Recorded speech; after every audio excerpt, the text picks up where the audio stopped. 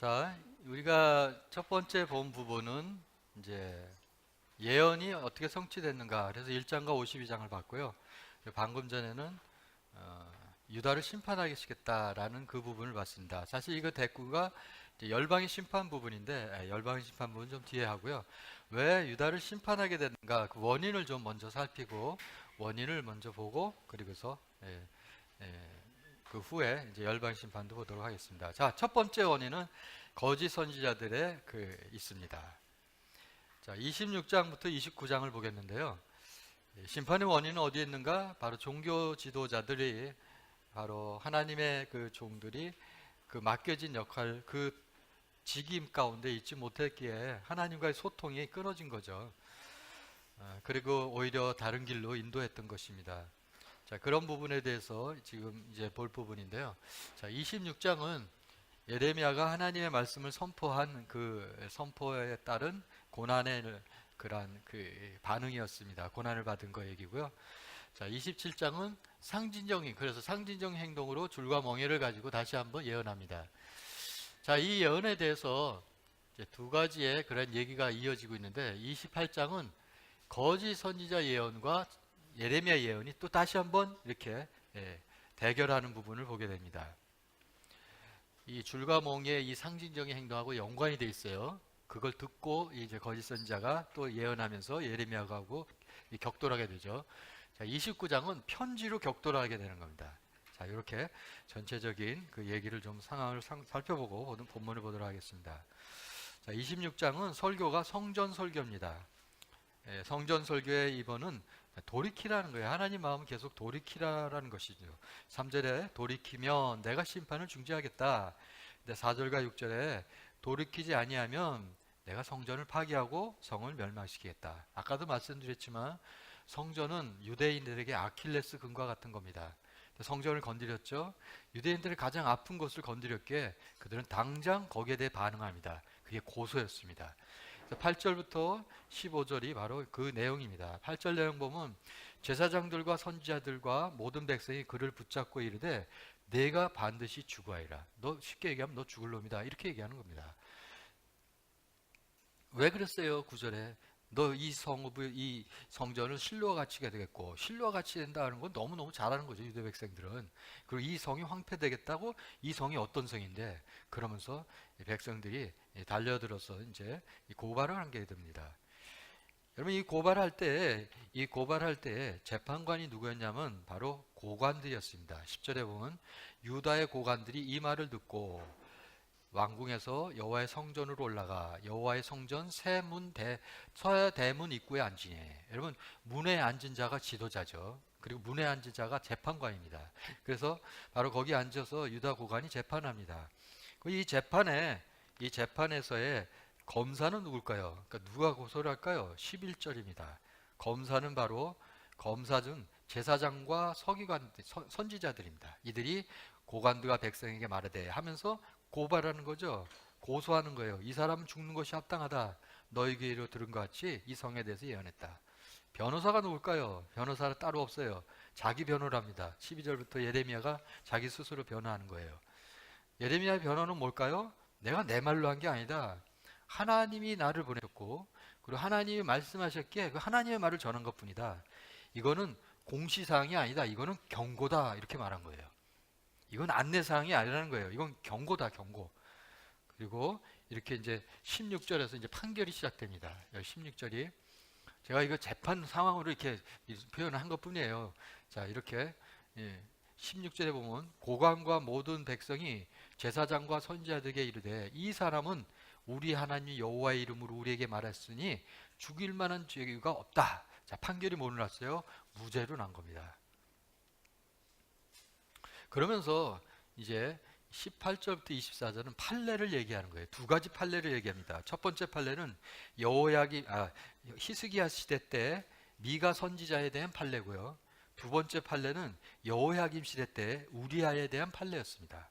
첫 번째 판례는 히스기야 때 미가가 이렇게 미가 선지자를 통해서 하나님의 말씀에 귀를 기울이고 경고하는 얘기를 했을 때 히스기야가 어떻게 해요? 그 말씀을 듣고 들었으므로 여호와를 두려웠기 때문에 재앙에 대한 그 뜻을 하나님께서 돌이키게 됐다. 그런 얘기를 하는 거고요. 두 번째 판례는 20절부터인데 전혀 반대입니다. 여호야김 때 우리아가 그렇게 선언했어요. 경고했어요. 그리고서는 도망갔어요. 어디로 가느냐? 애굽으로 도망갔어요. 이 예레미야가 이 여호야김이 애국까지 사람을 보내서 그걸 끌고 왔습니다. 그리고 그걸 죽였습니다. 뭐에 대한 판례일까요? 무죄한 자의 피를 더 이상 흘리면 안 된다에 대한 판례인 겁니다. 자, 이와 같은 판례를 통해서 지금 예레미야가 이제 무죄로 판정을 받은 것이죠. 이게 26장 얘기예요. 자, 27장 얘기를 보겠어요. 27장 얘기는 예레미야가 이제 상징적인 행동으로 이제 표현을 한 겁니다. 뭘요? 줄과 멍에를 가지고 예언을 한 거죠. 이와 같이 너희는 바벨론에 의해서 끌려갈 것이다. 그 얘기를 했어요. 근데 이 얘기를 지금 누가 듣고 있습니까? 3절에 보면 유다 왕 시드기야를 보러 온 예루살렘에 온 사신들이 듣고 있어요. 근데 이 사신들이 어디서 온 사람이냐면 에돔, 모압, 암몬, 두로, 시돈. 이들이 왜 왔을까요? 바로 우리가 힘을 합쳐서 한번 바벨론에 한번 겨뤄볼까? 이래서 온 거예요. 한번 연합하겠다 하면서 온 거예요. 바로 그 자리에서 예레미야가 줄과 몽이를 가지고 선포한 겁니다. 너희 그러면 다 죽어. 그러니까 항복해. 이 얘기를 한 겁니다. 공통된 메시지는 바벨론에 항복하라는 거예요. 그리고 거짓 선지자의 말을 듣지 말라는 거예요. 여러분, 첫 번째 이 메시지를 열방의 선지자, 열방의 사신들에게 전했죠. 두 번째는 똑같은 얘기를 시드기야한테 와서 전합니다. 12절을 보면은 12절에 내가 이 모든 말씀대로 유다 왕 시드기야에게 전하며 얘기하죠. 근데 듣지 않아요. 그리고 세 번째는 16절을 보세요. 16절 보면 모든 제사장들과 모든 백성에게 전해. 세 번을 걸쳐서 대상이 다르지만 똑같은 메시지는 바벨론에 항복하라. 그리고 거짓 선지자들 괜찮을 거야. 평강 있어. 그런 말 듣지 말라. 이 얘기했습니다. 자, 1절에 나오는 1절과 2절에 나오는 그 시대가 갑자기 바뀌잖아요. 이건 두 가지 의견이 있어요. 예를 들면 1절에 여호야김 시대에 여호와의 말씀이 임하니라 이래 놓고서는 3절에 가서 갑자기 시드기야를 확 내죠. 그죠? 무려 연수로 하면요 12년 10 몇 년이 되나 597년 하니까 15년 정도 차이 나요. 근데 이게 지금 이게 무슨 얘기일까? 두 가지 얘기가 있습니다. 히브리어 어떤 사본에는 아예 1절 없어요. 뭐 여호야김 다스리는 시대 이런 얘기 없어요. 그렇기 때문에 어떤 그런 번역상에 그런 혼란이 있을 수가 없어요. 그리고 또 다른 번역에는 아예 이 여호야김이라는 얘기를 시드기야로 바꿔놨습니다. 시드기야.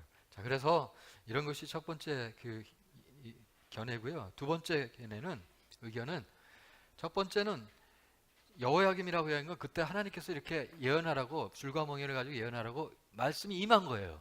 그리고 그 임한 말씀을 선포한 거는 그동안부터 15년이 지나서 시드기야 시대 때 했다. 이렇게 이제 이해를 하는 겁니다. 이해가 되시죠? 예, 이런 두 가지 의견이 있습니다. 자, 28장입니다. 28장은 27장과 연관되어 있는 겁니다. 그해 곧 유다왕 시드기야가 다스린 때 다스린 지 다섯째 달 기브온 아수를 선지자 하나냐가 지금 27장에 있는 거하고 관련됐다고 그랬죠. 여호와의 성전 제사장 모든 백성이 보는 앞에서 방금 전에 예레미야가 그렇게 모든 보는 앞에서 예언했듯이 이 거짓 선지자 하나냐가 다 모인 자리에서 이렇게 예언했어요. 2절 따옴표 열구예요. 이건 누구 얘기냐면 이게 하나님 얘기가 아니에요. 지 얘기죠. 그거를 마치 하나님처럼 말한 거예요. 여호와께서 같이 말씀하시되 하면서 한 거죠. 내가 바벨론의 왕의 멍에를 꺾으리라. 조금 아까 이 예레미야가 뭘 가지고 예언했어요? 줄과 멍에를 가지고 예언했잖아요. 근데 그걸 지금 얘기하는 거예요. 그거 확 누가 꺾어요? 하나님이 딱 꺾어버리겠다. 그리고 3절 그리고 느부갓네살 왕이 빼앗아간 그 바벨론으로 옮겨간 그 여호와의 성전 기구도 다 이곳으로 몇 년 안에? 2년 안에 다 돌려보내겠다. 돌려올 것이다. 어디 2년이라는 얘기가 어디서 나와요? 그래서 이런 식으로 다 얘기한 거예요. 그랬더니 AB식으로 돼요. 그거에 대해 예레미야가 반응하는 게 이제 5절입니다. 예레미야가 이렇게 했어요. 그래, 아멘 그랬어요. 아멘이라는 얘기는 나도 그렇게 되면 좋겠다 하는데 이것은 그 마음 가운데 그것을 지금 이 하나님가 말하는 것에 대해서 긍정적으로 반응하는 게 아니라 조롱하는 식으로 얘기한 거예요. 그래? 그렇게 되면 아주 좋지. 이런 식으로 얘기한 거예요. 그러면서 이 얘기를 하는 거죠. 9절에 보세요. 8절에 보세요. 너 이전의 선지자들이 예로부터 많이 이 땅에 대해서 전쟁, 재앙, 전염병 예언했어. 그리고 평화를 예언하는 선지자는 예언의 말이 응한 후에야 진실로 여호와께 보내진 것을 인정되는 거야 라고 신명기 18장 얘기를 한 거예요. 그랬더니 또 이 하나냐가 다시 한번 또 예언합니다. 아주 멋있게 예언했어요. 10절 보세요. 선지자 하나냐도 행동으로 보여준 거예요. 예레미야 목에서 멍에를 딱 꺾더니 아주 그 보이는, 아주 현실감 있게 보이는 앞에서 딱 꺾었습니다. 꺾고서 봐라! 이렇게 바벨론 왕 느부갓네살 멍에를 이와 같이 꺾을 거야! 딱 이래 버렸어요. 그랬더니 이제 예레미야가 어떻게 했습니까? 12절부터 이제 예레미야 반응입니다. 선지자 하나냐가 이렇게 꺾었을 때 여호와의 말씀이 예레미야에게 임했어요. 13절 하나님의 말씀이죠. 너는 가서 하나냐에게 이렇게 말해라. 여호와의 말씀에 내가 그러니까 이거는 하나냐를 얘기했죠. 내가 나무 멍에 꺾었어. 이제 쇠멍에를 내가 주겠다. 하나님 멋있죠. 도저히 꺾을 수 없어 이제 쇠멍에. 자, 그리고 더 나가서 15절 이 하나냐에게 이르라. 여호와께서 너를 보내지 아니하시거늘 내가 이 백성에게 믿게 하는도다. 그러므로 이제 심판이죠. 여호와께서 같이 말씀하신데 내가 너를 지면에서 제하리니 네가 여호와께 패역한 말을 하였습니다. 하나님 말씀하지도 않은 걸 하는 것은 여호와께 대해서는 패역한 말이 되는 거예요. 내가 금년에 죽으리라. 그랬더니 그해 몇 월에 죽었어요? 7월에 죽었어요. 여러분 이 말하고서 이 하나냐가 선포하고서 몇 달 만에 죽었냐면 이 1절 보세요. 몇 달 선포한 게 5월이에요. 5월. 5월인데 2달 후에 죽은 거예요. 바로. 뭘 얘기할까요? 여호와께서 바로 이렇게 같이 거짓된 예언에 대해서 거짓된 원독자들에게 얘기하는 거죠. 거짓된 예언에 어떻게 하나님께서 심판하시는지. 자, 29장이 약간 좀 난해합니다. 왜 난해했냐면 이게 누구의 글인가를 알지 못하면 난해해요. 예레미야 편지와 스마야의 편지가 서로 대결하는 겁니다. 여기는 편지가 세 가지가 나와요. 세 편의 편지가 나옵니다. 자, 그걸 나눠 드릴게요. 자, 첫 번째 편지가 1절부터 23절입니다. 이게 예레미야의 첫 번째 편지입니다. 그 다음에 24절부터는 바뀝니다. 스마야. 그래서 24절부터 28절까지는 스마야의 편지예요. 이 스마야는 바벨론에 끌려간 선지자인데 거기서 끌려가서도 거짓 선지자 노릇을 하는 바로 스마야였습니다. 그리고 30절부터 이제 하나 띄고 30절부터 32절까지는 다시 예레미야의 두 번째 편지입니다. 그래서 이렇게 편지를 나누고서 이해를 하시면 좋을 것 같아요. 자, 첫 번째 편지는 예레미야가 누구한테 보낸가 보세요. 예레미야가 주어져 누구한테 보내냐면 바벨론에 끌려간 자 중에 포로 중 남아있는 자, 이거 살아남아있는 자를 얘기해요. 그 전 죽을 수도 있잖아요. 그러니까 살아남은 자 중과 그들과 제사장들과 선지자들과 모든 백성에게. 그러면 이 사람들은 지금 어디 있는 사람이냐면 수신자는 바벨론에 있는 포로들이에요. 발신자는 예루살렘에 있는 예레미야. 자, 내용이 뭐냐면 4절부터입니다. 크게 내용은 포로된 백성들에 대해 이렇게 얘기하는 거예요. 거기서 애 낳고 잘 먹고 잘 살아라. 여러분 이게 뭐 얘기일까요? 6절 보세요. 너희가 거기서 번성하고 줄어들지 말아라. 이게 무슨 모티브겠어요? 출애굽 모티브예요. 출애굽했을 때 거기서 애굽에서 그들이 고센 땅에서 잘 먹고 잘 살아서 풍성해졌잖아요. 번성했잖아요. 그러면 이 말은 다시 말하면 그런 후에 그들을 다시 끌어내겠다는 건 제2 출애굽을 얘기하는 겁니다. 그 다음에 15절부터 19절은 이거는 이 편지의 내용에다 누구에 대한 선포의 말이냐면 예루살렘에 남아있는 백성에 대해 얘기한 거예요. 당시 예루살렘에 남아있는 백성들은요, 우리가 쉽게 얘기하면 영적으로 더 난 사람이다. 저 끌려간 사람은 좀 못된 사람들이고 우리가 좀 난 사람이다. 영적으로. 우리가 진짜 하나님의 백성이다. 이랬다고요. 그럴 때 그들에 대해서는 뭐라고 썼냐면 17절부터 보세요. 누군가를 16절에 보면 알 수 있죠. 지금 이 편지 내용은 누군가. 다윗의 왕자에 앉은 왕과 이성에 사는 모든 백성, 곧 이성은 뭐냐면 이 예루살렘 성을 얘기해요. 너희와 함께 포로로 되어 가지 아니한 너희 형제에게.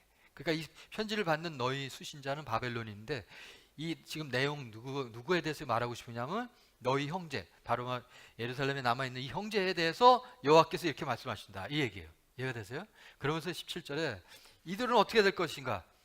이 예루살렘에 남아있는 사람들은 이와 같이 말씀하시되 보라 내가 칼과 기근과 전염병을 그들에게 보내어 상하여 먹을 수 없는 몹쓸 무화과 나무가 같게 했다. 이 얘기가 어디서 해죠? 24장에서 얘기했잖아요. 그래서 이런 내용이고요.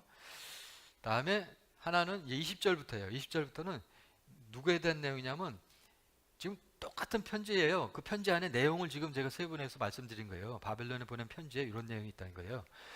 이 20절부터는요 거짓 선지자에 대해서 얘기하는 거예요. 21절 보세요. 거짓을 예언한 자라 그런 얘기하죠. 거짓을 내게 말함이라 23절에 바로 거짓 선지자들 어떻게 될 거라고 얘기합니다. 자, 이런 것을 누가 읽었어요? 거짓 선지자가 읽은 거예요. 그 중에 한 사람 누구예요? 스마야예요. 그랬더니 스마야가 이제 예루살렘에 있는 제사장에게 편지를 쓴 거예요.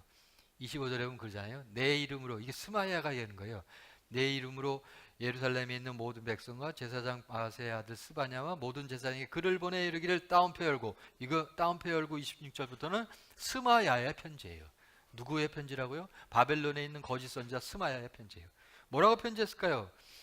너를 하는 건 예루살렘에 있는 제사장을 가리키는 거예요. 여호와다를 대신하여 제사장 삼은 것은 여호와의 성전 감독자를 세우시면 모든 미친 자와, 미친 자는 지가 미친 자잖아요. 근데 모든 미친 자와 선지자노도, 지는 지금 예루살렘에서 뿐만 아니라 바벨론에까지 가서까지도 거짓 선지자 노릇하잖아요. 선지자 노릇하는 자를 목에 씌우는 나무 고랑과 목에 씌우는 쇠고랑을 채우게 하시미었거늘 이제 내가 어찌하여 너희 중에 선지자 노릇하는 아나도 예레미야를 책망하지 아니하냐. 무슨 얘기인지 아시겠죠? 이러고 있다는 거예요. 응? 그가 뭐라고 썼는지 아냐? 바벨론에 있는 우리에게 편지하기를 오래 여기서 잘 살라고 이렇게 했다. 그들 생각엔 빨리 가는 게 여호와의 뜻이고 그게 복인 줄 알죠. 아니에요. 하나님은 심판받을 때까지 있어야 되는 거예요. 이게 거짓 선지자예요. 이 얘기를 했다는 거죠. 그래서 이제 다시 예레미야가 그거에 대한 답장으로 편지를 다시 보는 게 두 번째 편지예요. 그게 이제 30절부터 읽어드릴게요. 여호와시 예레미야가 이말이라 너는 모든 포로에게 전하이기를 따옴표 열고. 자, 이 어디로 보낸 편지예요? 바벨론에 다시 보낸 편지입니다. 여호와께서 느헬렘 사람 스마야를 두고 이같이 말씀하시니라 내가 그를 보내지 아니했거늘 스마야가 너에게 예언하고 너에게 거짓을 믿게 하도다. 그러므로 여호와께서 이와 같이 말씀하시니라 보라 내가 느헬렘 사람 스마야와 그의 자손을 벌하리니 그가 나 여호와께 표역한 말을 하였기에 이 백성 중에 살아남을 그의 자손이 하나도 없을 것이며 내가 내 백성을 향하여 하는 복된 일을, 그 복된 일이 뭐예요? 다시 돌아오게 하는 일이잖아요. 그가 보지 못하리라. 이렇게 되는 겁니다. 29장이 이렇게 되는 겁니다. 자, 이제 우리가 30장부터 보면 이제 바로 30장인데, 자, 30장은 맨 뒤에 하겠습니다. 그리고 이제 두 번째로 이제 이유가 뭡니까? 왕들의 잘못이었잖아요. 그래서 34장으로 건너뛰겠습니다. 자, 유다 심판의 원인 34장. 정치적 지도자들은 이와 같이 하나님 앞에 그들의 자리에서 있지 못했듯이 이 정치적 지도자들은 어땠는가? 그것이 이제 34장 두 번째 그 심판의 원인이 되겠습니다. 왕들의 잘못 34장. 자, 이렇게 됩니다. 앞을 잠깐 보세요. 시드기야 왕, 여호야김 왕, 시드기야 왕 계속 나오는데 시드기야 왕하고 여호야김 왕이 주로 많이 나오죠. 자, 시드기야 왕은 신실하지 않았다는 거예요. 여호야김 왕과 그 당시 백성들은 대조가 됩니다. 누가고요? 바로 네갑 사람의 순종과, 그죠? 요나답 그의 손조 요나답이 얘기한 대로 네갑의 후손들은 그걸 여지까지 조상의 말조차도 들었는데 하나님의 말을 듣지 않은 여호야김과 지금 대조를 이루고 있죠. 여호야김은 이 왕은요 아주 하나님을 너무너무 경멸했어요. 하나님 말씀 읽었어요. 가져와. 그리고 면도칼로 찢어가지고 그날 제가 겨울날로가 있었는데 겨울철인데 아궁이에다 휙 집어넣고 또 한 번 읽어봐. 또 읽었어요. 가져와. 이런 왕은 없었잖아요. 하나님의 성경을 두루마리 이런 불에 태운 왕입니다. 그리고 시드기야 왕 멸망에 가까워하고 있죠. 그리고 결국 함락됐습니다. 40장에서 45장은 멸망 후에 예루살렘 후에 어떤 일들이 벌어졌나 후기입니다. 그래서 결국은 34장에서 45장은 왕들의 잘못으로 인한 나라의 멸망과 그 후가 어떻게 됐는가 이렇게 나오는 거예요. 전체가. 이것도 다르게 보면요, 이렇게 볼 수도 있습니다. 자, 시드기 왕 때 불순종, 뭘 불순종했어요? 히브리인들을, 너희 동족을 어떻게 하죠?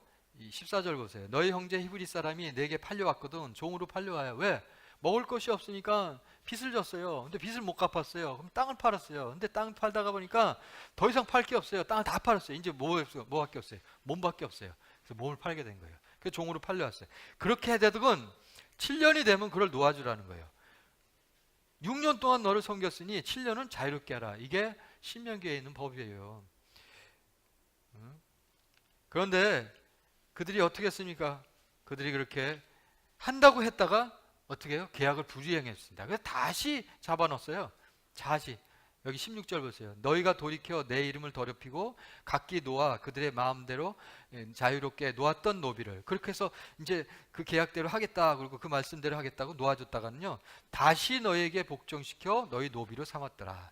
그러므로 하면서 여호와께서 이제 말씀하시는 거죠. 아주 재밌어요. 이 문구도 보면 자유를 빼앗은 거잖아요. 하나님이 자유를 명했는데. 근데 어떻게 했는가 보죠. 17절에. 그러므로 여호와께서 이와 같이 말씀하시리라. 너희가 나에게 순종하지 아니하고 각기 형제와 이웃에게 자유를 선포한 것을 너희가 다시 거두어들였으니 내가 너희를 대적하여 칼과 전염병과 기근에게 뭘 줘요? 자유를 주겠다. 여러분 이거 잘 읽어보면 이거 기가 막히게 표현한 거예요. 그래서 칼과 기근과 이 전염병이 자유가 돼가지고 막 휘둘러 쳐가지고 너희를 다 어떻게 해요? 재앙을 심판해서 너희를 다 그냥 흩어져 버리겠다, 이 얘기예요. 그 다음에 18절 19절은 아주 심각한 얘기입니다. 이건 언약에 대한 얘기예요. 옛날에 언약을 어떻게 했어요? 양쪽 계약을 할 때 양쪽 당사자가 저쪽에 서 있고 짐승을 반을 쪼개가지고 피가 철철 흐르는 걸 옆으로 두잖아요. 그리고 언약 맺는 쌍방 A와 B가 그 피가 철철 흐르는 고기 덩어리 사이를 지나가는 거잖아요. 그러면서 너와 내가 이 계약을 파기하면 이렇게 될 거야. 그렇게 계약을 했잖아요. 언약을. 바로 그 모습입니다. 그 송아지 두 조각 시간을 지난 유다 고관과 예루살렘 고관들과 내시들과 제사장들과 이 땅의 모든 백성들을 지나갔어요. 내가 그들의 원수들과 그렇게 지나가서 파기했으니까 지나가게 하고 그들 어떻게 해요? 그래서 두 조각 내가지고 어떻게 한다는 거예요? 원수의 손과 그들의 생명을 찾는 자의 손에 넘기리니 그들의 시체가, 이게 가장 아주 모멸적인 그 최후라고요. 공중의 새와 땅의 짐승의 먹이가 될 것이다. 이것이 34장입니다. 35장은 뭐 이것도 불순종이에요. 같은 지금 주제를 가지고 제가 표현한 거예요. 이것은 내가 후손은 순종하는데 여호야긴 불순종하는 얘기예요. 자, 여호야긴 36장 불순종입니다. 두루마리를 태웠어요. 36장으로 한번 가보세요. 왜 하나님께서 두루마리 성경을 쓰게 했는가? 참 그것을 알면은 참 하나님의 마음을 또 알 수가 있어요. 36장 너는 두루마리 책을 가져다가 내가 내게 멸한 대로 요시야 때부터 오늘 이때까지 이스라엘과 유다와 모든 나라에 대하여 내가 일러준 모든 말을 기록하라. 근데 기록하라는 이유가 뭔지가 중요한 거예요. 그게 3절입니다. 유다 가문은 뭐예요? 유다 왕족들을 지금 이 다윗의 후손 그 왕족들이에요. 유다 가문이 내가 그들에게 내리려 한 모든 재난을 듣고 각기 악한 길에서 돌이키리니 그리하면 내가 그 악과 죄를 용서하리라. 하나님의 마음은 뭐예요? 이들을 심판하기 원치 않는 거죠. 이들이 돌이켜서 내가 내리고자 하는 악과 죄를 용서하기를 원해서 두루마리 책을 써서 읽히게 했던 거죠. 그런데 어떻게 했습니까? 읽혀줬어요. 근데 여기 와보세요. 다른 사람 다 차지하고 20절부터 보세요. 20절부터 왕이 이제 읽고 있습니다. 이렇게 뜰에 앉았습니다. 그래서 여우디가 이제 여우디를 보내서 두루마리 가져오고 있어 여우디가 읽었습니다. 그래서 왕과 왕의 곁에 있는 모든 고관의 귀에 낭독했어요. 근데 그때는 어느 때래요? 9째 달이래요. 그럼 9째 달이면 오늘날로 하면 9월이니까 3일 더하면 11월 정도 되겠죠. 이거는 종교 여러분 얘기했으니까. 그러면 이제 추운 겨울이 됐어요. 그래서 겨울 궁전이 앉았고 그 앞에 화로가 이렇게 놓여 있습니다. 화로가 놓였는데 여우디가 서너 쪽을 낭독하면 왕이 갖고 오라. 그래서 면도칼로 그것을 연하고 그것을 베어서 구겨가지고 화롯불에 던졌어요. 또 읽어봐라. 이렇게 찢어버리니까 백성들이 그 고관들이 말렸어요. 이러시면 안 된다고. 그런데도 불을 살리지 말라. 왕이 듣지 않았어요. 그래서 계속 그렇게 하겠습니다. 그랬더니 하나님 어떻게 하셨는지 아세요? 아까 나무 몽에 꺾으면 하나님 어떻게 하세요? 쇠몽이 만드시오. 그런 하나님이에요. 여기 보세요. 32절. 이에 예레미야가 다른 두루마리를 가져다가 네리야의 아들 서기관과 바룩에게 주매 그가 유다의 여호야김 왕이 불사른 책의 모든 말을 예레미야에게 전하는 대로 기록하고 그 외에도, 여기 더 나가잖아요. 그거 외에도 그 같은 말을 어떻게 했어요? 많이 더 이렇게 하나님 멋있잖아요. 너 꺾어? 그럼 너 못 꺾는 세금에 너 불살러? 그럼 더 많이 해줘. 37, 38장은 이 시드기야에 대한 얘기입니다. 아주 지금 이 촛불이 막 꺼지려고 하는 그때예요. 그러면 들어야 되잖아요. 안 들어요. 시드기야는 왜 안 듣게 됐을까요? 여러분, 안 듣게 된 거를 먼저는 한번 어디로 한번 볼까요? 자, 역대하를 한번 보세요. 역대하.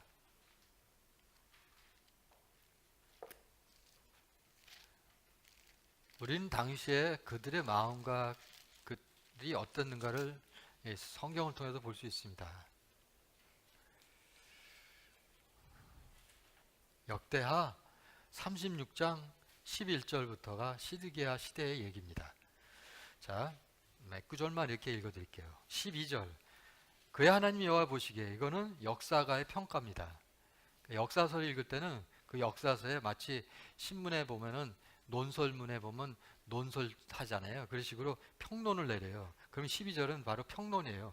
그의 하나님 보시기에 악을 행하고 선지자 예레미야가 여호와의 말씀대로 일러도 그 앞에서 뭐 하지 않았어요? 겸손하지 않았다. 그리고 13절에는 배반 완악, 이것은 이제 바벨론 왕이 세웠는데 바벨론 왕을 배반하고 악하니 그 완악하게 하니까 그를 통해서 돌아올 수, 치러 오게 할 수밖에 없죠. 그리고 여호와께 대해서는 돌아오지 아니했다. 자, 밑으로 쭉 내려가 보세요. 16절 보세요. 그의 백성이 하나님의 사신들을, 하나님이 보내신 선지자들 같은 사람이죠. 사신들을 뭐 했어요? 비웃었다. 그의 말씀을 멸시하고 그리고 선지자들을 욕하였고 하나님 여호와의 진노를 그 백성에게 미치게 하여 회복할 수 없게 했다. 그래서 하나님이 치셨다는 거예요. 여러분, 이것에 대해서, 그 땅을 친 거에 대해서 21절 보면 아주 또 중요한 표현이 있습니다. 그 토지가 황폐하여 많이 안식을 누린과 같이 안식하여 70년을 지냈다. 여러분, 토지는 황폐했는데 그 또 한편은 땅이 안식했대요. 여러분, 이걸 생각해 보세요. 지금 우리가 잠깐 우리 간식을 뭐 먹었는데 우리가 못 먹을 걸 먹으면요 5바이트랍니다. 5바이트. 그 얘기가 레위기 18장에 나와요. 가나안을 정복하잖아요. 그러면 가나안이 그 주민들이 너무너무 못할 짓을 해서, 가증장이라고 했잖아요. 너무너무 못할 짓을 해서 그 땅이 5바이트 했다. 그렇게 표현되어 있어요. 그런데 너희가 그 주민이 한 것처럼 너희가 가서 너희도 그 땅의 주민처럼 하면 너희도 5바이트 당할 것이다. 그게 첫 번째 5바이트가 722년 북이스라엘이고 두 번째 5바이트가 586년 남유다였던 거예요. 그렇게 5바이트를 하면 땅은 어떻게 하죠? 편안해지는 거예요. 그 표현하는 거죠. 자, 이제 시드기야 자신의 그 심정을 한번 보겠습니다. 시드기야는 어떤 마음이 있었을까? 왜 그는 듣지 않으려고 했을까? 이번 성경을 잘 읽다 보면 시드기야 마음을 알 수가 있어요. 38장을 보세요. 예레미야 38장.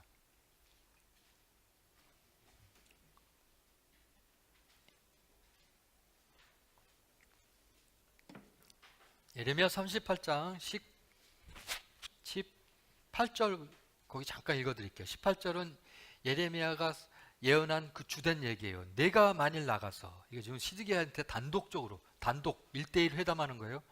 내가 만일 나가서 바벨론 왕의 고관에게 항복하지 아니하면 이 성이 갈대아인의 손에 넘어가리니 그들이 이 성을 불사를 것이며 너는 그들의 손을 벗어나지 못하리라. 따옴표 닫고 하셨나이다. 시드기야 마음이 19절에 잘 나타나 있습니다.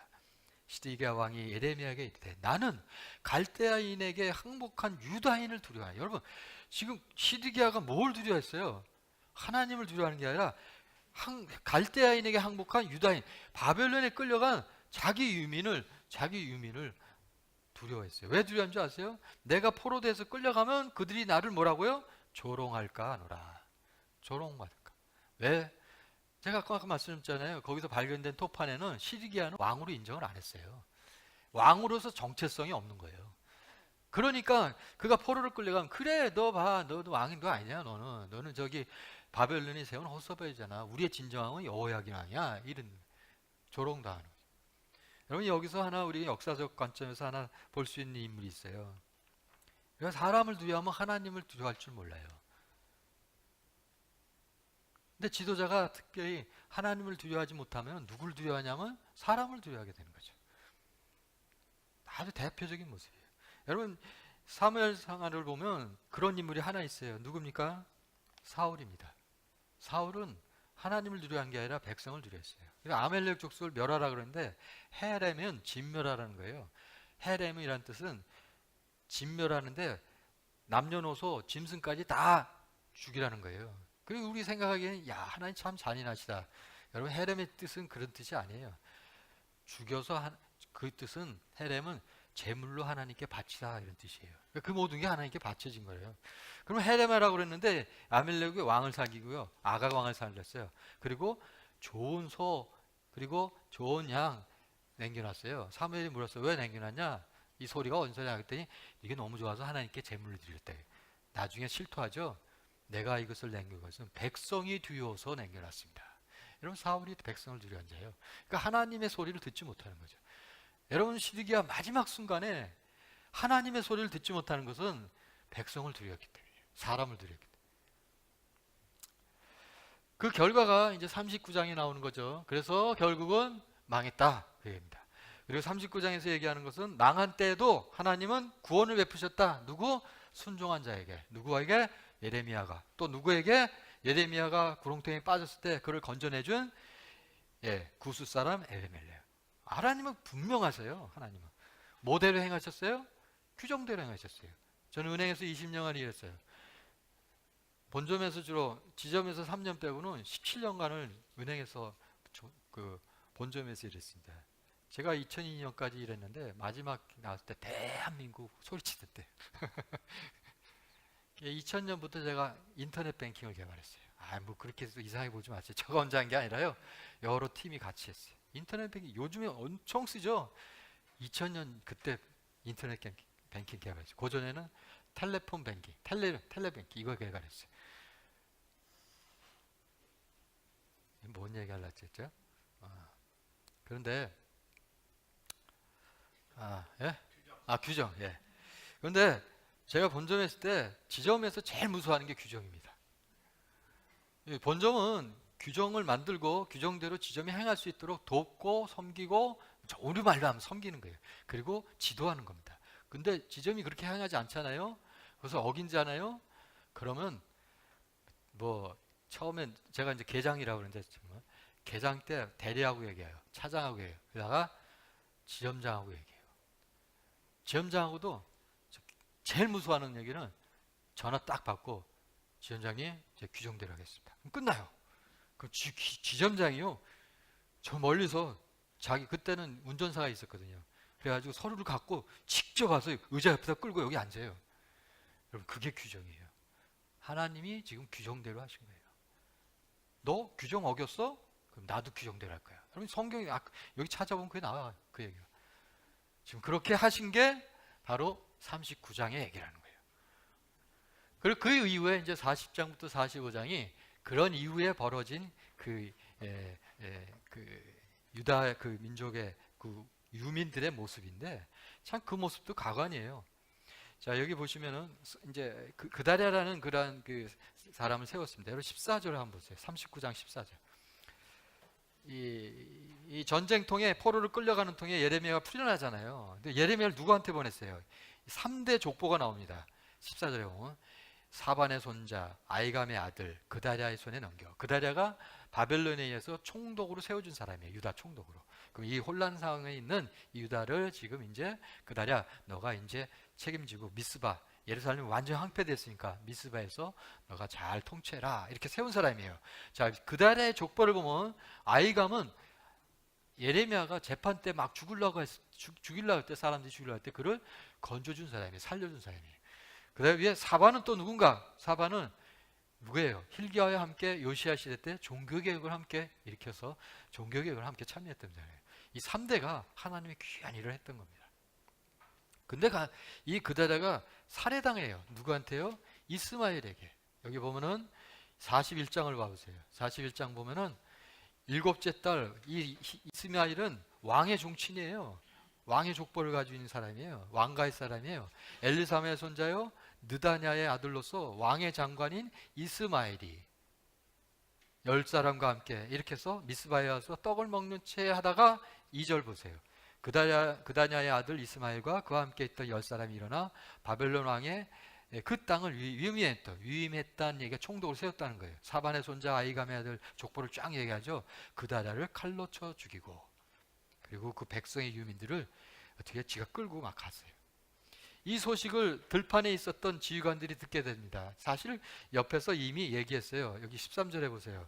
가레아의 아들 요하난과 들에 있던, 그러니까 예루살렘이 아닌 성읍이 아닌 들에 있었던 그러한 군대들이 있을 거 아니에요. 모든 군의 지휘관들이 미스바에 사는 그다랴에게 와서 네 생명 위태롭다. 암몬 왕이 지금 이스마엘을 꼬드겨서 너를 죽이려고 살해하러 보낸 거다.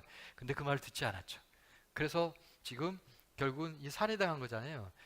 그래서 아이가 이 이스마엘인 백성들을 막 끌고 갔어요. 근데 이 지금 지휘관들이 뒤쫓아가가지고 거기 다 쫓아갔어요. 왜? 그게 11절 얘기예요. 41장 11절 막 쫓아갔습니다. 쫓아갔더니 이제 이스마엘이 도망갔습니다. 어디요? 암몬으로 도망가고 그 백성의 유민은 남게 된 거예요. 그 얘기가요. 자, 이제 42장 보세요. 이에 모든 군대 지휘관과 가레아 아들 요하난과 이들이 이제 누구한테 나왔습니까? 낮은 자로부터 높은 자가 다 누구한테 왔어요? 예레미야한테 왔어요. 당신 하나님께 기도해서 좀 하나님이 말씀하신 대로 우리가 그대로 행하겠다. 그리고 기도해서 기도의 응답을 우리한테 알려줘라. 우리가 순종하겠다. 6절 보세요. 우리가 당신을 우리 하나님 여호와께 보내면 그의 목소리가 우리가 좋든지, 여기 참 말이 재밌죠.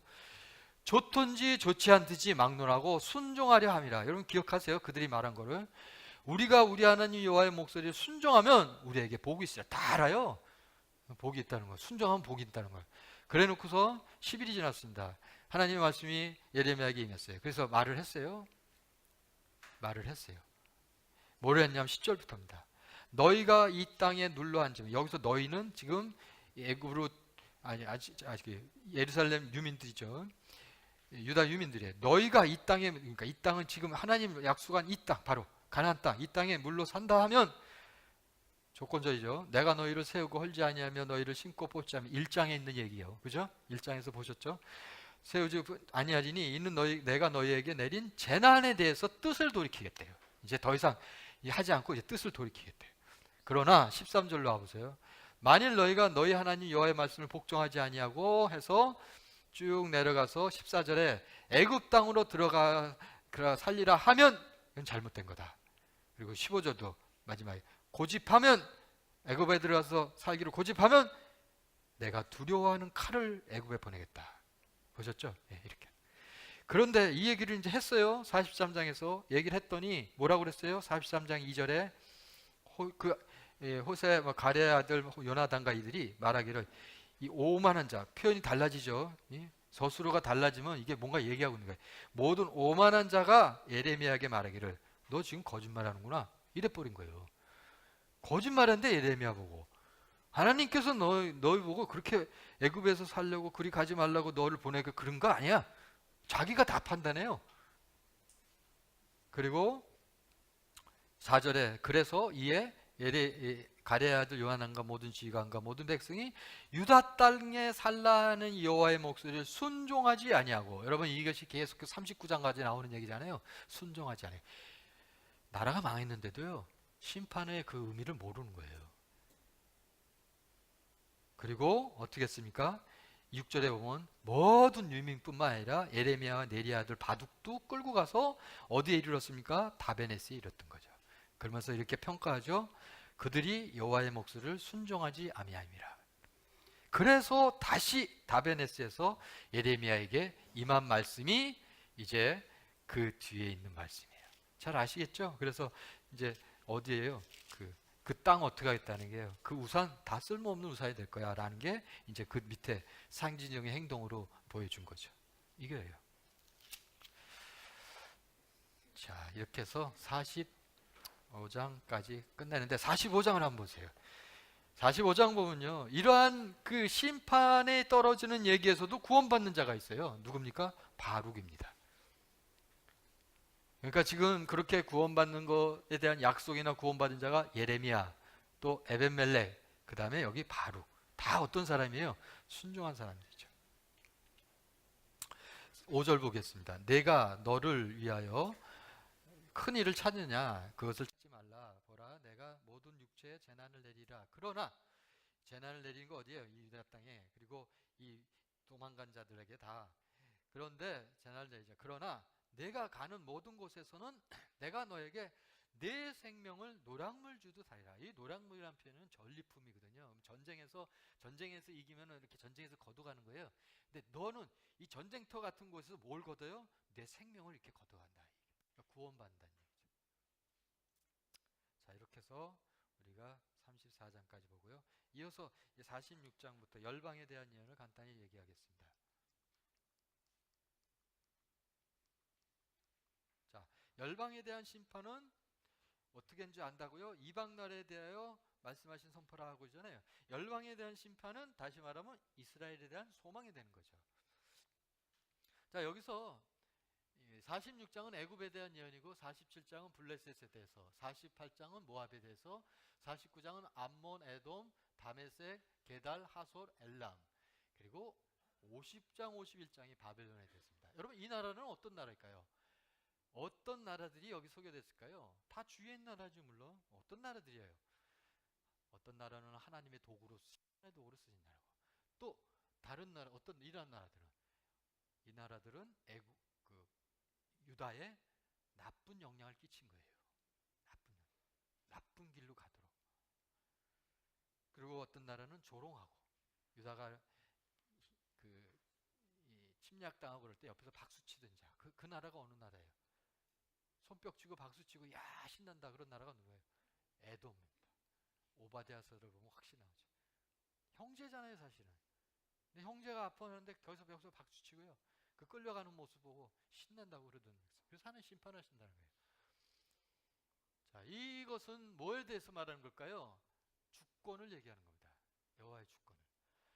자, 이걸 좀 정리해 보면요, 이렇습니다. 회복을 약속한 나라가 있어요. 그럼에도 불구하고 심판 속에서 회복을 약속한 그런 나라들이 있어요. 애굽, 모압, 암몬, 엘라. 예를 들면 46장을 한번 보세요. 46장 25절 26절 보세요. 25절 쭉 내려가서 중반전에 아몬과 바로와 애굽과 애굽 신들과 왕들과 곧 바로와 및 그를 의지하는 자들, 여러분 바로를 의지하는 자들, 그런 자들이 유다 유민도 될 수 있죠. 그런 자들 다 벌할 것이다. 근데 내가 그들의 생명을 노리는 자 누구를 통해서 누구를 막대기로 써요? 똑같이 바벨론의 느부갓네살을 막대기로 써요. 왕의 손과 그 종들의 손에 넘기리니 그럴지라도 그 후회가 회복입니다. 여기가 심판이에요. 그 후에는 그 땅 어디예요? 애굽 땅이죠. 그 땅이 이전과 같이 사람 살 곳이 되리라. 그래서 이와 같이 회복을 약속한 나라가 애굽, 모압, 암몬, 엘람입니다. 근데 회복 약속이 없는 나라가 있어요. 어떤 나라냐면 블레셋, 에돔, 다메섹, 게달, 하솔, 바벨론 들어갑니다. 자, 보복하시겠다는 나라죠. 거기에도 바벨론이 들어가고요. 반드시 내가 심판할 때 거기도 바벨론이 들어가요. 그리고 지금 어디 있어요? 바벨론이 있죠. 자, 심판의 이유 같은 거 제가 이거 다 살펴보지 않겠지만 여기서는 심판을 왜 했는가 그런 얘기를 한번 보시면 좋고요. 또한 다른 조금 더 여유가 되시면요, 예를 들면 이사야서나 에스겔서나 또는 아모스서나 다른 선지서에서 이 이웃 나라들에 대해서 왜 심판하시는가를 조목조목 같이 비교해서 살펴보면 아주 좋은 연구가 될 겁니다. 자, 이렇게 하고 오늘 예레미야 마지막 30장으로 와보세요. 야, 드디어 이제 마치네요. 그죠? 근데 애가는 제가 확실히 장담을 못 하겠습니다. 책은 애가까지 주시고 시간은 앞뒤로 막 줄였어요. 괜찮아요. 더 중요한 일들 해야 되니까. 자, 30장부터 33장을 회복의 책이라고 합니다. 위로 책입니다. 여러분 전체가 이런 표현이에요. 내 백성을 위로하고 위로하라. 마치 이사야서 39장까지의 심판이면 40장부터 나오는 그런 표현이죠. 내 백성을 위로하고 위로하라, 격려하는 거죠. 여러분, 언약의 회복입니다. 언약의 회복이에요. 여러분, 언약의 회복은 곧 관계의 회복을 얘기해요. 최종적인 것은 이 백성은 다시 하나님을 나의 하나님이라고 고백하고, 하나님은 그 회복된 그 백성을 백성, 이제 너는 나의 백성이다 라고 말하는 관계 회복이 진정한 언약의 최종점의 회복인 것입니다. 언약을 갱신하는데 예전에는 신에서 언약 대상이 바뀌었어요. 모압 언약, 출애굽 2세대로, 세겜 언약, 가나안 1세대로 가나안 2세대 바뀌었어요. 그렇지만 똑같은 내용의 언약이에요. 이제는 그 언약은 깨어졌어요. 아까 옹기 사가지고 깨뜨렸죠. 19장에서. 그거 다시 주워 담을 수 없어요. 그래서 이제는 새 언약을 주십니다. 여러분 31장 31절을 보세요. 우리가 한번 첫날도 봤었죠. 새 언약을 맺으리라. 31장 31절 새 언약을 맺으리라. 근데 이 언약은 옛 언약과 다르다. 이 언약은 33절 마음에 기록하겠다. 그래서 이제 34절 보세요. 그들이 다시는 각기 이웃과 형제를 가르쳐 너는 여호와를 알라 하지 아니하라. 이건 여호와를 알려 하지 말라 이 뜻이 아니에요. 이제 그런 말을 할 필요가 없다는 거예요. 왜? 여호와를 이미 잘 알기 때문에. 작은 자부터 큰 자까지 다 나를 알기 때문에 그렇게 말하잖아요. 이는 그죠? 내가 그들의 악행을 사하고 다시는 그 죄를 기억하지 아니하리라. 여호와께서 이와 같이 말씀하시니라. 그는 해를 낮에 빛으로 주셨고 달과 별들을 밤에 빛으로 정하였고 바다를 뒤흔들어 그 파도로 소리치게 하나니 그의 이름은 만군의 여호와라. 여러분 이와 같이 뭐 하는 거예요? 35절을 왜 얘기했어요? 하나님이 자연의 법칙, 천지 만물을 창조하신 그 자연의 법칙대로 이제 36절 그것이 반드시 그렇게 이루어지잖아요. 그와 같이 36절 이 법도 뭐예요? 이 새 언약을 내 앞에서 이 법도가 내 앞에서 폐하질 때 이스라엘 자손도 내 앞에서 끊어져 영원히 나라가 되지 못하리라. 그러나 뭐예요? 하나님께서 이제 이 새 언약을 통해서 이제 영원히 변하지 않게 세워주겠다 이 얘기입니다. 30장은 포로에서 돌아오리라 하는 얘기고요. 31장은 언약의 장이고요. 32장은 그 하나님의 행하실 것에 대해서 믿음으로 반응한 거죠. 믿음의 확신이 있는 자만이 밭을 살 수 있는 거죠. 여러분 아나돗의 밭을 살 수 있는 것은 어느 상황인 거 보셨잖아요. 완전히 포위된 그 가운데 9제부터 포위되는데 그 열째 해 맞죠? 열째네요. 그리고 자신은 또 감옥에 갇혀 있어요.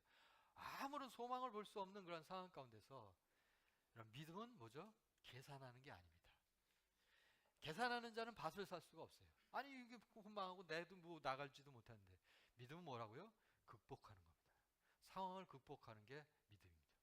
예레미야는 상황을 극복할 줄 알았어요. 왜 극복할 수 있었어요? 하나님의 마음을 알기 때문에.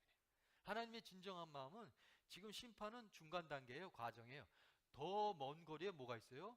회복에 있는 걸 알기 때문에 이 예레미야는 그 쓰라리고 아프고 절망 가운데 있는 그 과정을 극복할 수가 있었던 거예요. 최종 병기라는 영화 보셨어요? 그 영화의 마지막 장면이 아주 멋있어요. 나중에 한번 보세요. 청나라 장수가 여기 우리 한국의 조선의 유민이 딱 썼습니다. 청나라 장수가 마치 뭐 서양이 결투한 듯이에요. 각각 활을 뒀습니다. 화를 줬어요. 근데 청나라 장수 앞에는 방패가 있어요. 어떤 방패입니까? 사람이었어요. 이 조선의 유민의 누구요? 여동생이 앞에 방패입니다. 그러니까 청나라 장수는 여동생을 앞에서 방패 잡고 요 고개 위에다가 활을 두고 이렇게 쏘고 있고 이쪽 우리 백성의 유민은 어떻게 하죠? 맨몸 자기 다 몸을 다 드러낸 상태에서 활을 쏘고 있어요. 바람이 막 불고 있어요. 황야에서 바람이 막 부는 게 되죠. 저는 포병이었어요. 바람까지 다 계산합니다. 포를 쏠 때 바람이 어디로 부느냐에 따라서 이쪽으로 불면 그만큼 각도를 유축해서 포를 쏴요. 얼마나 정확한지 몰라요. 포의 높이와 바람과 습도 이런 거 다 계산합니다. 제가 그런 데 있었어요. 나폴레옹이 옛날에 포를 쏠 때는요. 딱 포병 출신이에요. 자기 모자 알죠? 프랑스 모자. 그걸 각도를 딱 올리면 포신을 전부 각도에 맞춰 딱 잘 포를 쏠대요. 진짜인지 아닌지 하여튼 그때는. 근데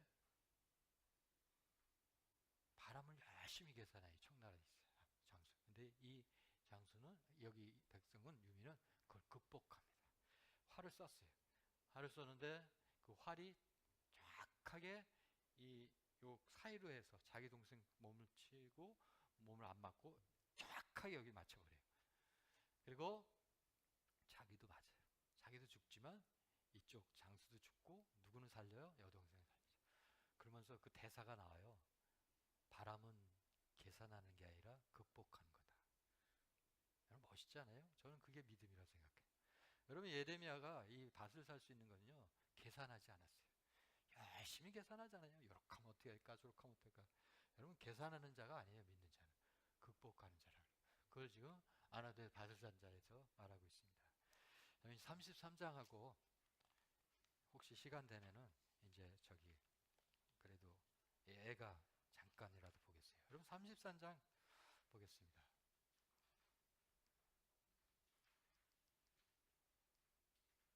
33장은요 크게 세 구분으로 나눕니다.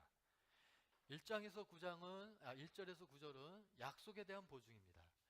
그리고 10절에서 16절은 소망으로 격려하는 구절이고요. 그리고 17절부터 마지막 절까지는 언약의 회복입니다. 이렇게 세 구분으로 나눠서 볼 수 있어요. 자, 1절부터 9절은 약속에 대해서 말하는데 어떤 약속이냐면 너희 성읍을 다시 건축시켜 주겠다. 제가 6절과 7절을 읽어드릴게요.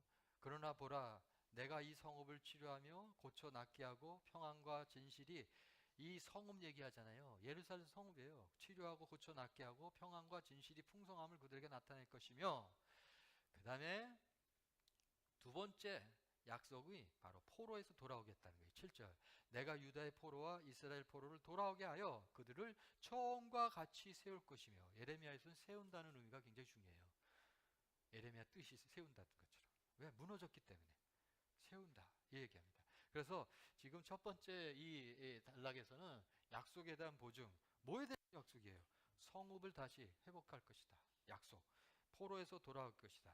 고토 회복이라고 그래요. 이걸 고토 회복. 옛 땅으로 다시 돌아오게 했다. 그렇게 해서 두 가지 약속을 하고요. 다음에 10절에서 16절은 소망을 주고 있습니다. 그 소망 뭐예요? 결정적인 것은 다윗의 의로운 가지 얘기를 합니다. 우리가 아까 그 23장인가요? 거기서 봤까요? 그 새로운 그 왕을 세운다고 했잖아요. 그와 같이 15절을 보세요. 14절부터 볼게요. 보라 내가 이스라엘 집과 유다 집에 왜 이스라엘 집이야 유다 집이에요? 북이스라엘과 남유다가 나눠져 있었잖아요. 대하여 일러준 선한 말을 성취할 날이 이르네. 그날 그때 그 회복의 날에 내가 다윗에게서 한 의로운 공의로운 가지가 나게 하리니 그가 이 땅에 정의와 공의를 실행하리라. 그날에 유다가 구원을 받겠고 예루살렘이 안전하게 되고 여호와는 우리의 의라는 이름을 얻으리라 라고 하는 이 부분 바로 소망으로 그들을 다시 격려하고 있는 것을 보게 됩니다. 중요한 건 17절부터입니다. 17절부터가 언약에 대한 부분을 얘기하고 있어요. 여호와께서 이와 같이 말씀하시니라 이스라엘 집의 왕위에 앉을 사람이 다윗에게 영원히 끊어지지 아니할 것이며 자 왕권을 회복한다는 얘기겠죠. 그죠? 그들의 지금 무너진 기둥이 두 개가 뭐예요? 하나는 왕들의 잘못으로 왕권이 무너졌죠. 또 하나는 종교 지도자의 잘못으로 뭐예요? 하나님과의 그러한 그 제사장 제도가 무너졌죠. 이 두 개가 다 무너진 거잖아요. 근데 그걸 지금 세우는 거예요. 첫 번째 얘기했고요. 18절 내 앞에서 번제를 드리며 소제를 드리며 다른 제사를 항상 드릴 누구를요? 내 이 사람 제사장도 끊어지지 아니라 이것은 레위감을 다시 세우겠다는 거예요. 제사장을. 근데 좀 어려운 부분이 19절부터예요. 이거는 여러분이 표준 세번역을 보면 쉽게 이해가 되는데 이 개역개정을 보면 무슨 말인지 조금 어렵게 써놨어요. 20절 여호와께서 이와 같이 말씀하시라 너희가 능히 낮에 대한 나의 언약과 밤에 대한 나의 언약을 깨뜨려 주야로 그때를 잃게 할 수 있을진데 내 종 다윗에게 세운 나의 언약도 깨뜨려 그에게 그의 자리를 앉아 다스릴 아들이 없게 할 수 있겠느냐 내가 나를 섬기는 레위 제사장이 세운 언약도 파할 수 없으리라 라고 하는데 자 요걸 조금 쉽게 된 것을 제가 읽어 드릴게요. 요겁니다. 표준세번역 읽어 드릴게요. 20절부터예요. 이렇게 쓴 겁니다. 나 주가 이렇게 말한다. 낮에 대한 나의 약정과 밤에 대한 나의 약정을 자연의 이치죠. 하나님이 천재창조했잖아요. 너희가 깨뜨려 밤과 낮이 제 시간에 못 오게 할 수 있냐? 못하는 거죠. 하나님이 그렇게 만드셨는데 질서 있게. 그런 일이 있을 수 없다면 나의 종 다윗에게 세운 나의 언약도 뭐예요? 깨지는 일이 없겠고 지금 비유를 들고 본문을 얘기한 거예요.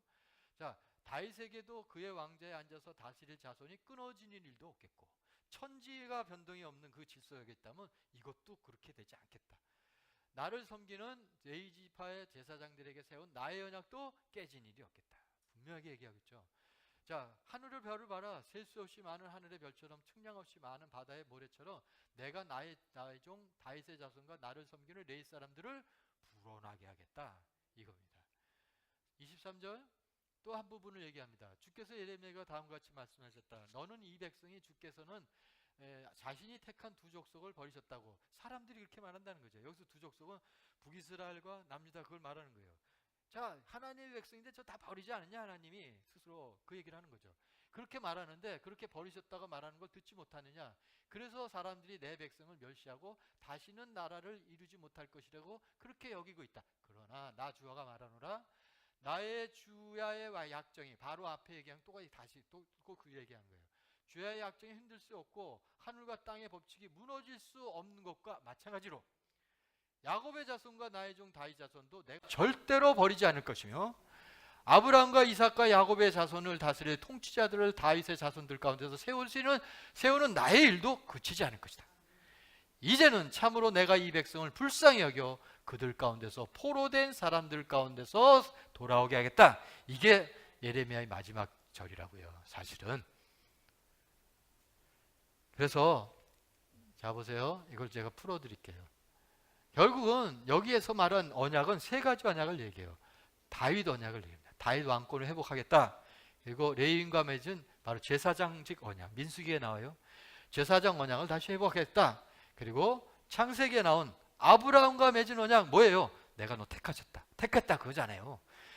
버림받은 게 아니라 너 택했다. 이걸 다 회복하겠다는 거예요. 처음부터 나 너 택한 거, 그리고 제사장직 세워서 하나님의 백성 돼서 제사장 나라 만든 것, 그리고 하나님의 나라로서 그리고 왕권으로 다윗을 통해서 왕권을 세운 것 다시 다 원위치 다시 다 회복하겠다. 여러분 이게 예레미야라고요. 이것을 바로 예레미야가 말하고자 했던 거죠. 애가는 여러분들이 부록으로 집에 가서 공부하세요. 제가 그냥 10분은 제가 그냥 정리해드리고 마치겠어요. 정리. 예레미야 애가를 정리하고 마치겠습니다.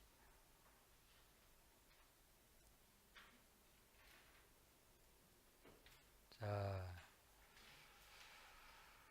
어디 나오나요?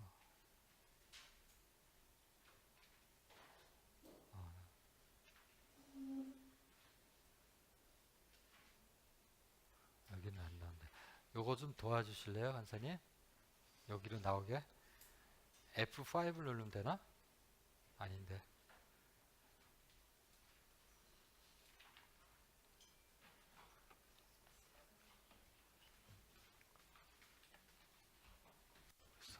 네.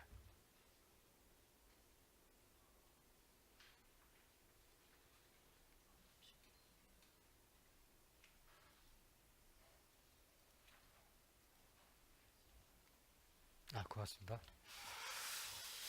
저는 어제와 오늘 참 길진 않은 시간이지만 또 짧지도 않았습니다. 그 시간을 통해서 예레미야 애가를 이렇게 마치게 됐습니다. 마칠 때는 애가를 얘기하는 것보다 예레미야 애가 전체적으로 하나님 말씀하신 게 뭐고 우리가 좀 기억할 게 뭔가 그것을 좀 나누고 마치고자 합니다. 왜 그들은 듣지 않았을까요? 그것은 마음이 부패했기 때문이다 라고 예레미야에서는 말하고 있습니다. 그래서 예레미야는 4장 4절에서 아주 결정적인 중요한 얘기를 하죠. 4장 4절에서 너희의 마음의 가죽을 벗기라. 여러분, 하나님께서는 겉모습을 보는 게 아니라 우리의 심부까지로 심장을 살피는데, 가만히 보니까 이게 옷은 번지르하게 입고 하는 짓은 제대로 하는 것 같은데 마음이 아니에요. 그러니까 보니까 마음의 가죽을 뒤집어 쓰고 있더라고요. 그래서 그들이 듣지 못한 것을 알게 된 거죠.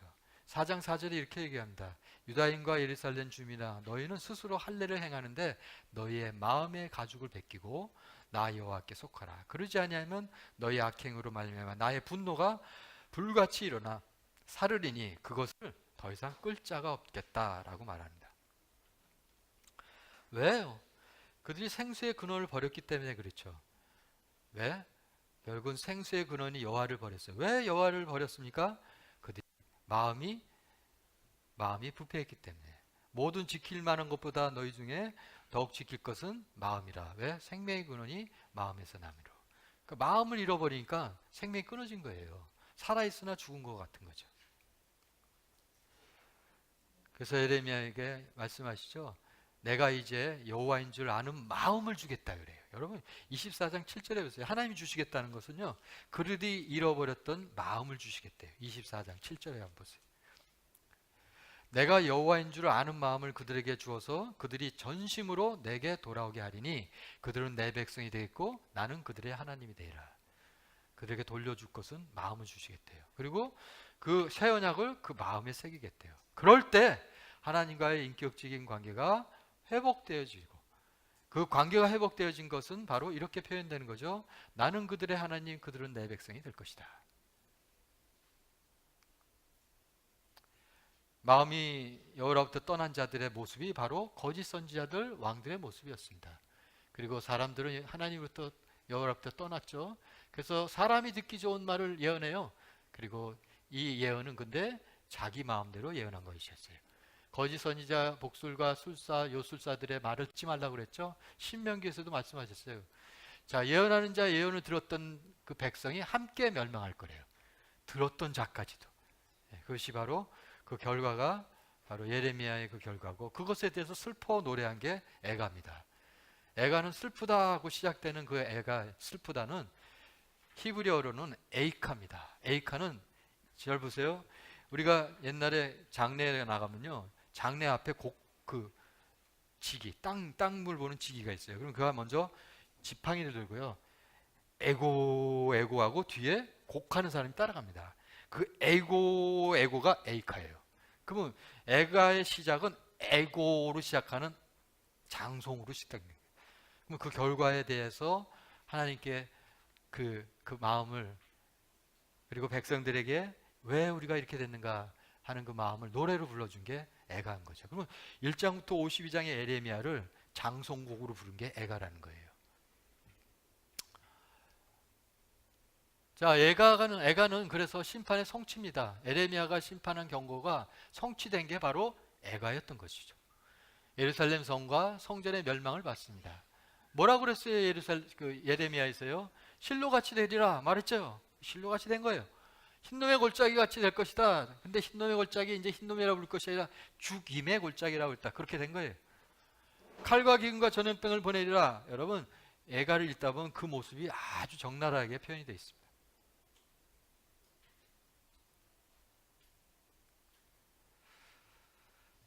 저는 오늘 마지막을 좀 우리의 삶 속으로 한번 이렇게 끌어당기고 싶습니다.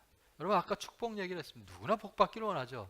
근데 우리는 복은 하나님이 주시는 겁니다. 이때 우리가 먼저 생각할 거는 내가 하나님을 사랑하는 거죠. 내가 하나님을 특히 하나님의 종으로 부른 우리가 하나님을 사랑할 때 하나님의 관계가 다시 회복되어지고, 그럴 때 하나님이 우리에게 주시는 게 복이었던 거죠. 또 하나는 낙심 속에서 소망을 바라보는 것에 좀 생각해 보고 원해요.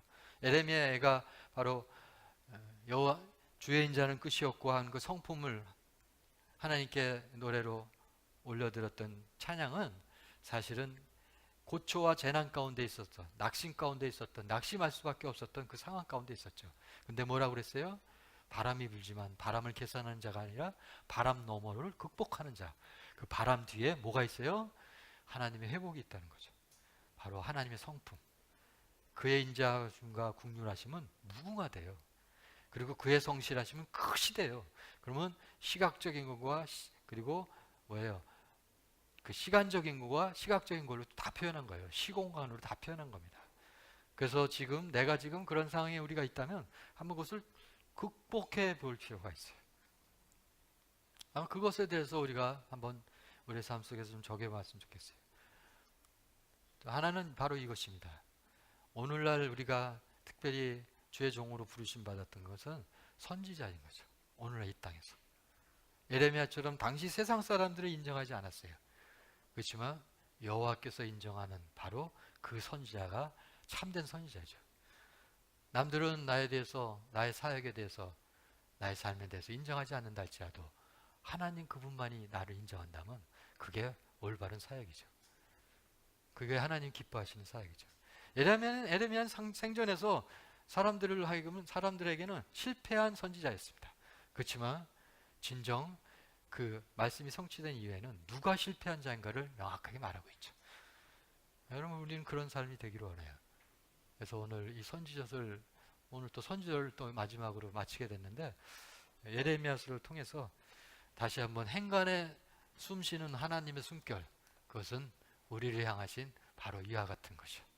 우리의 마음 가운데 간직하고 다시 한번 하나님을 향해서 고백하고 선포하고 우리의 삶을 통해서 참된 예배로 하나님께 그 이름을 빛내드리는 그러한 영광된 삶이 되길 축복합니다.